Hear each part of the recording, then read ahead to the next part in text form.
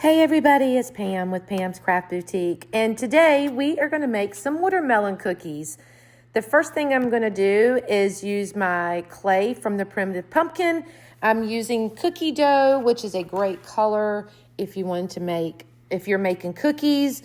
And I am going to be using a cookie cutter today that's actually candy corn. But we're going to not do candy corn. We're going to turn it into a slice of watermelon.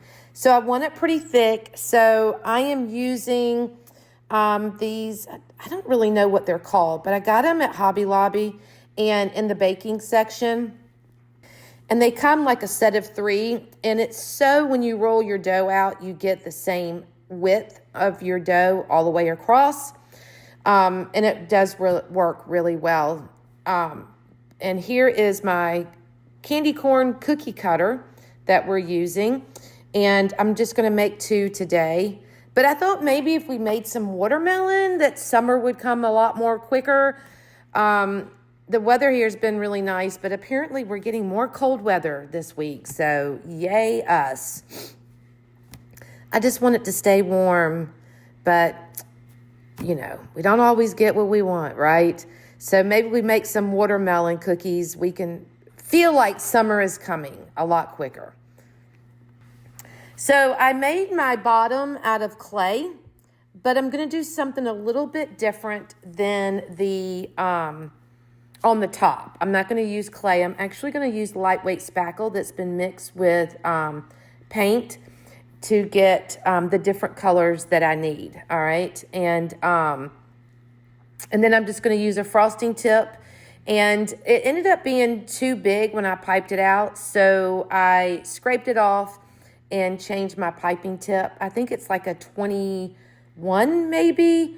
And it worked out a little bit better. It was just too big for the cookie. I was like, no, I'm not feeling it. So I ended up changing the frosting tip. So I'm doing the green, and then I'm gonna do a little strip of white.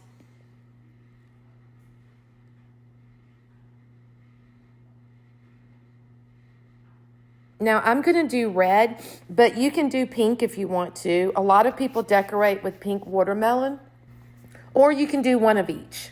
But today, we're only going to do the red ones. I probably will make some pink ones because I do pink watermelon stuff. So this will just be added to my collection. And now we're going to do the red. The red is not cooperating very much, so I had to clean the frosting tip out and start over. Now this frosting is the faux frosting is pretty thick because it's been sitting in my container for a while. So I just added a little bit of paint to kind of moisten it up just a little bit. And once I did all that, I started cooking with gas. So I'm just going to take it all the way up to the top, and we're going to get both of them done. You just keep going till you get to the top. Now you can use the frosting tip like I'm doing, or you can just smooth it on with like a popsicle stick, or you can do your piping a little bit different, maybe like some swirls back and forth until you get to the top. There's all kind of different ways you can make these cookies, but I just decided to do it like this. I've made them like this before, and they did really well. So I was like, let me make some more and bring them back into my Etsy shop. So that's what we're doing. So now we've got that done. And now I'm going to use some black clay and make our seeds. And I'm just going to put 3, 4, 5, 6 seeds. So I'm going to do a row of 3, a row of 2, and one by itself. And I'm going to do that on both the cookies. And then that's it, guys. You have some cute watermelon cookies. And hopefully, maybe if more people made some summer stuff, summer will come a lot quicker. But, you know, hey, one person can dream, right? But these seeds are really easy. I like to roll them up in a ball and then kind of roll them in a like cylinder. And then I flatten them, and then I pinch the top to give it that seed look.